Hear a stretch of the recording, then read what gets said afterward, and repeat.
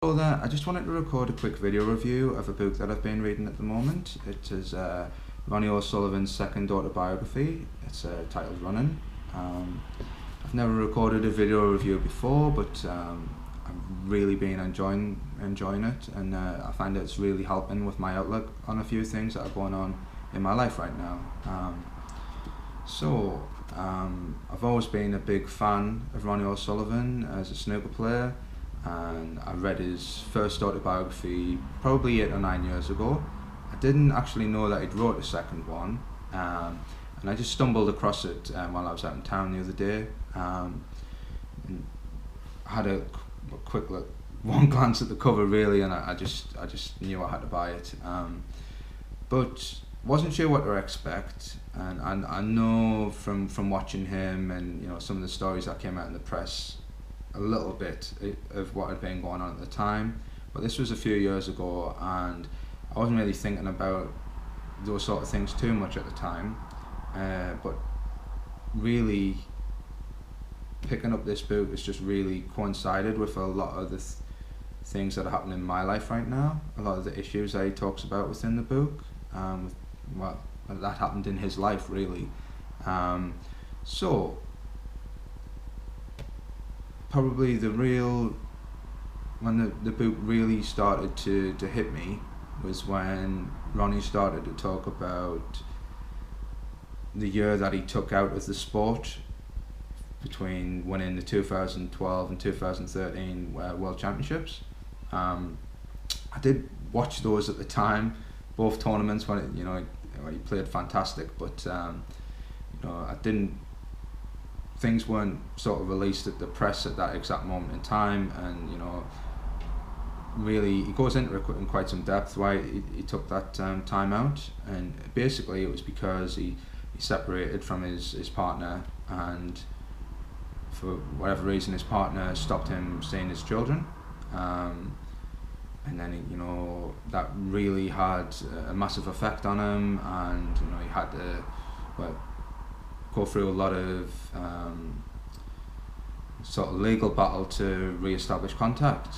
Now, the reason I found it so hard to read and it cut really close to the bone is that I'm going through the very similar situation right now. I mean, I separated from my then wife of 4 years in June last year, and I was living out in Colorado, and I've actually moved back home to England.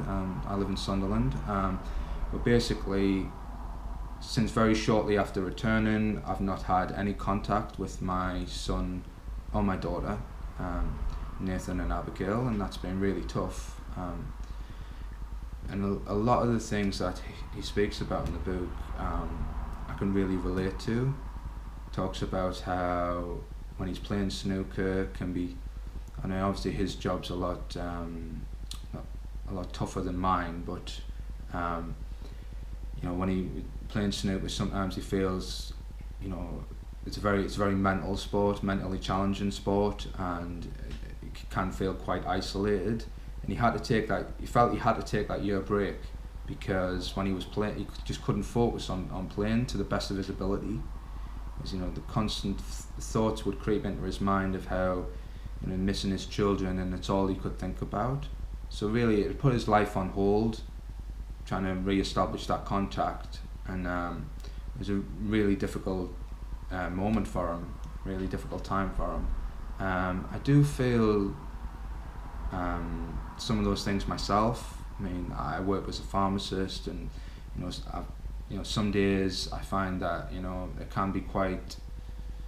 You have to have a lot of focus in the job. You're checking people's medication, and obviously you want to keep your work life and your private life completely separate. You don't want anything, any sort of thoughts creeping into your mind when you're checking people's medication. Obviously, I have a duty to care to any patients, and I wouldn't, absolute last thing you want to make a mistake because you're thinking about something else. So I really need to keep those sort of thoughts well at bay, and that can be quite challenging, especially with keeping emotions in check. And there was a lot of things that Ronnie spoke about in the book which I really found I'm finding useful, you know, and I think that, you know, it's helping me cope with things when I'm at work, for instance. So one thing that he discussed in the book was that you know, putting his life on hold, and how a bit further down the line, looking back, he felt that, you know, he probably didn't have to take that year out of snooker, and that actually taking a year out didn't, you know, wasn't the only way he could have handled things. You know, life doesn't stop, and, you know, if doing it again, he probably wouldn't have took the year out. He probably would have just, you know, worked through, and, you know, because you've got to continue living your life, and you know, you would have hoped that you know, still make the effort, of course, but then think that things would improve with time, because obviously with, you know, anything with emotions, it's going to take time, and you know, you cannot just simply force the issue. So I mean, I'm taking some of that heart. I mean, because, you know, one part of me feels like, you know, because I miss my children so much, that I want to fight every part of my body. I want to fight to get that, you know, the best contact that I can. But then, you know, I don't want my life to become that, you know. You've got to live your life, and you know, even on the back of the cover, he's talking about finding reasons to keep moving forward in life. And, you know, one of the things that he talks about that really helped was his distance running. And, you know, running's always been something for probably the past 9 years, 8-9 years, that I've enjoyed. But of late, it's something that I've not done anywhere near to the level that I would want to do. I've done one marathon in the past, but I want to do a whole lot more. But really, I have been trying to get back into it since returning home, but, you know, I've had a lot of these things on my mind, and it's been hard to be as motivated as I'd like to be as positive about it as I'd like to be.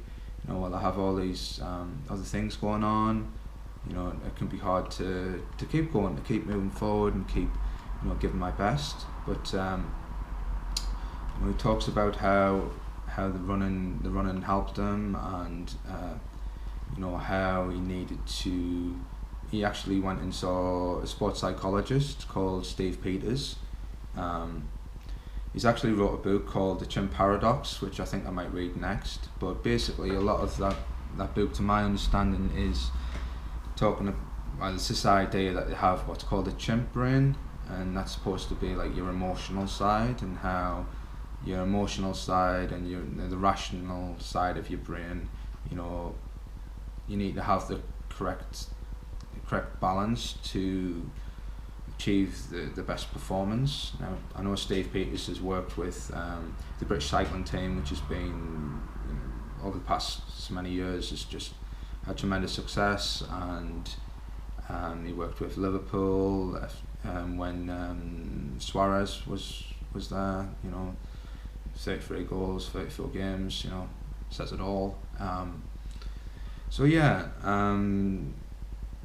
Ronnie talks about how sometimes he would almost self-defeat himself in matches, and by allowing, you know, emotional side, and become overly self-critical. I mean, I definitely can do that myself at times. Can be a bit of a perfectionist, and, you know, really, he talks about how, well, Ronnie talks about how keeping a diary of things helped him with all that. So that's something I've been thinking of doing, keeping maybe like a video diary, you know, to help me, because as I try to get into training more, and, you know, I want to do more full marathons in the future, but really, to do that, I'm going to need to get in a lot better physical shape, but it's equally getting the balance right in terms of getting the balance right mentally, because obviously right now where my performance is in terms of running, I can be overly critical, I'm probably only doing like 4 or 5 miles at a jaunt maximum, and you know, I find that's really frustrating because, you know, you have tendencies. Ronnie talks a lot about how you know, he almost idolizes his former self. You know, when he was a 16-year-old player, he played, and you know, everything seemed to be so easy. And you know, sometimes I think like that sometimes. You know, how you romanticize how you performed when you were a little younger. And I definitely feel I'm getting. Well, I'm not 30 yet, but I'm getting closer, and you know, it's just trying to. I want to actually run and perform better than I ever did before, and I think that you know, all the knowledge that I've acquired over the past few years in terms of reading, all about exercise and sports injuries and things like that. I think if I can put it all together, I can. But you know, it's only going to be possible if I can manage that emotional side and not be overly critical of myself, and you know. So yeah, cracking book. It's just gave us a lot to think about. I'd highly recommend it, and thanks for listening.